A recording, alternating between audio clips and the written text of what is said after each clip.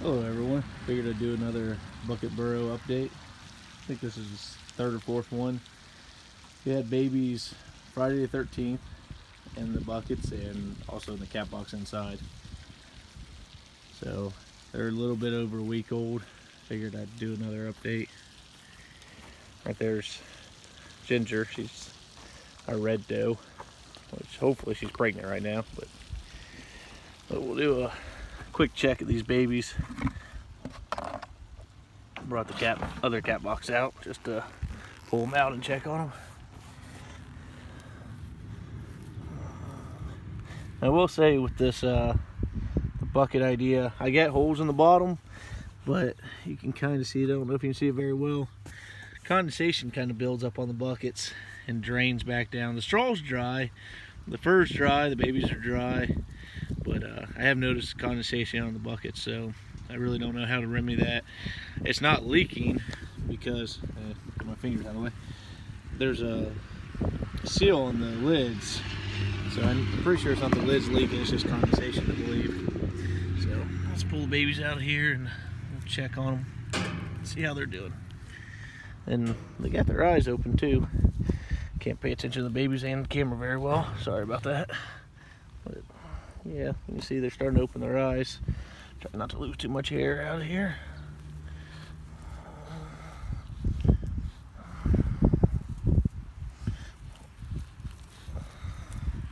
Oh, come on. A little wormy.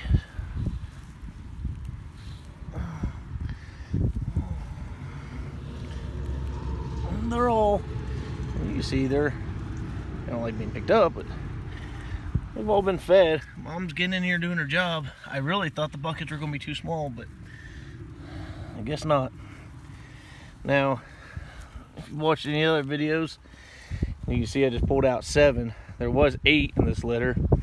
The other one that really you could tell hadn't been eating too well, it's still alive. I just took it inside to another litter that I force feed because she's a new mom, so I just put it on that one so it helps. But like down here, everything's dry. Everything looks good down in there. Of course, these little guys are all bundling up. They don't know what's going on, but I don't know how well you can see. Their eyes are opening. They were born last Friday, so you know they're a week and a half old or so. So they're doing, I think they're doing all right. I'll start putting them back in here.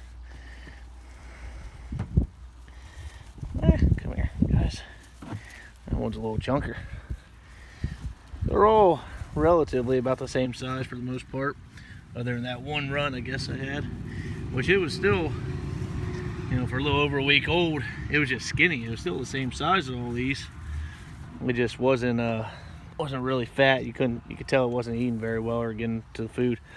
I think that's probably half the problem with the buckets being so small. Or I think they're small compared to like if you used a Rubbermaid toad or something that was a little bit bigger. But I like the screw-on lids. That is a good idea, I think. I found those at Lowe's or Home Depot or Royal King. You can get those pretty much anywhere.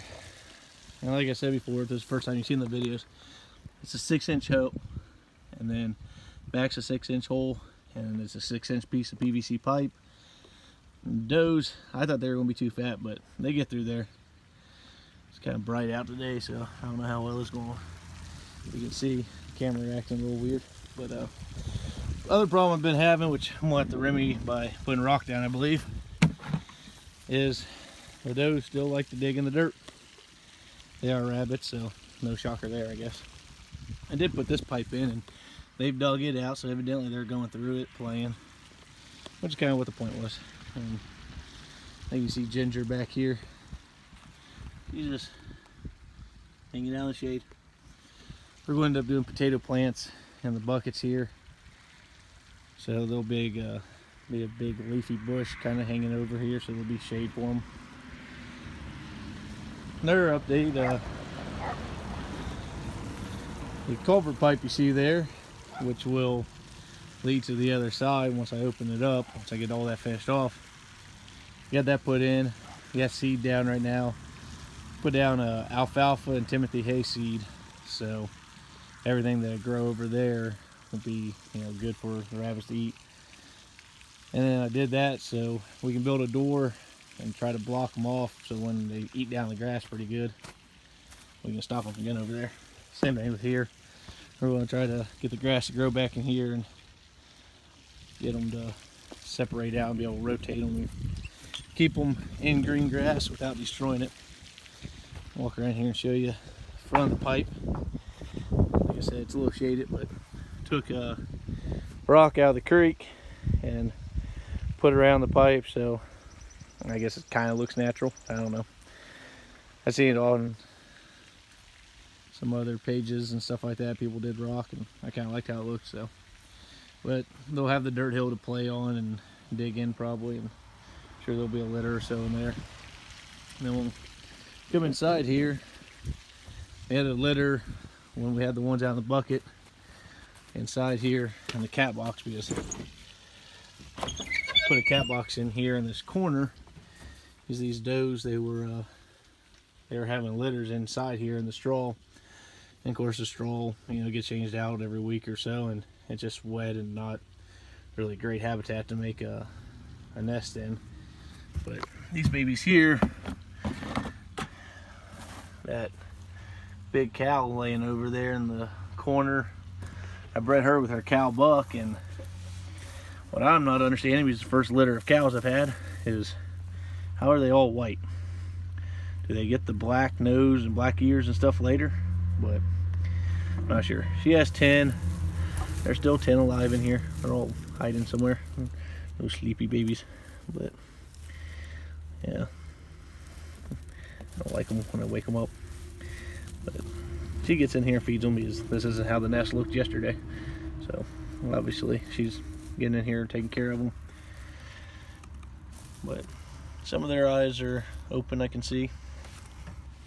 Come on back up here. Well, thanks for watching. Subscribe to our YouTube channel and follow us on Facebook and everything, and try to do a video at least once a week or so. There's plenty to do around here. So, alright, as always, God bless. Have a good evening.